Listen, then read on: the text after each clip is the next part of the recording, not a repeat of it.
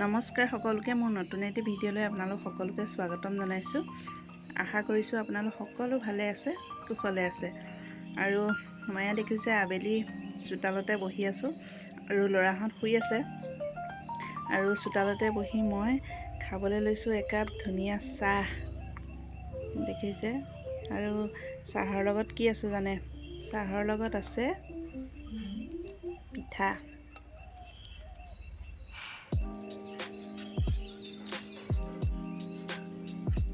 খাবলৈ বিৰাট ভাল হৈছে।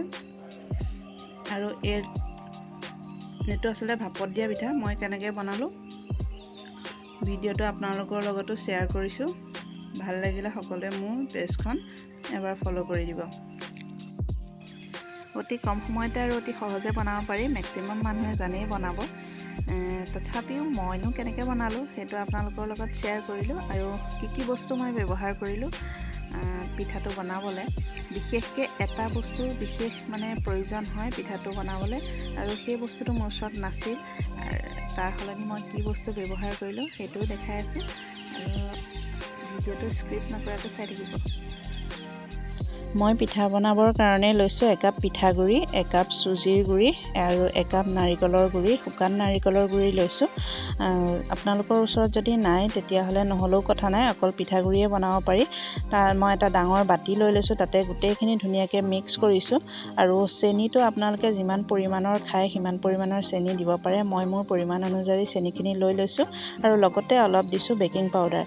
আৰু এটা কাপত অলপ পানী লৈ লৈছোঁ, আৰু কমকৈ পানী দি ধুনীয়াকৈ এইখিনি সানি লৈছোঁ। একেবাৰতে আপোনালোকে পানী নিদিব।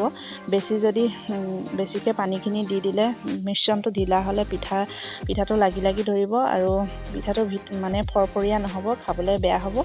আৰু মই যে কৈছিলোঁ মোৰ ওচৰত বিশেষ বস্তুটো নাছিলে পিঠা বনাবৰ কাৰণে, সেই বিশেষ বস্তুটো হ'ল চালনী। আৰু চালনী যিহেতু মোৰ ওচৰত নাই, তাৰ কাৰণে চালনী বদলি মই ব্যৱহাৰ কৰিছোঁ এখন স্লাইচাৰ। তাতে মই ধুনীয়াকৈ চালনীৰ দৰে পিঠাগুড়িখিনি ধুনীয়াকৈ চালি ল'লোঁ। আৰু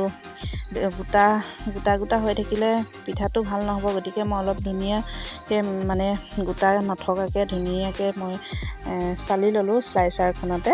আৰু মোক ইয়াৰ কাৰণে লাগিব এতিয়া কেইটামান ডিছপ'জেল গিলাচ। তাতে মই আটাইকেইটা গিলাচতে মই অলপ ঘি লগাই লৈছোঁ, যাতে পিঠাটো লাগি নধৰে, ধুনীয়াকৈ যাতে ওলাই আহে, সেইকাৰণে মই ঘি সানি ল'লোঁ। আৰু আটাইকেইটা গিলাচতে মই ধুনীয়াকৈ গোটেই মিশ্ৰণটো মই ভৰাই ল'লোঁ।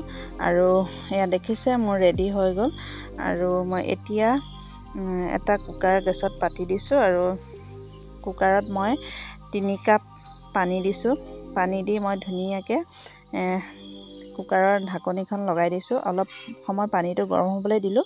দিয়াৰ পিছত মই ইয়াৰ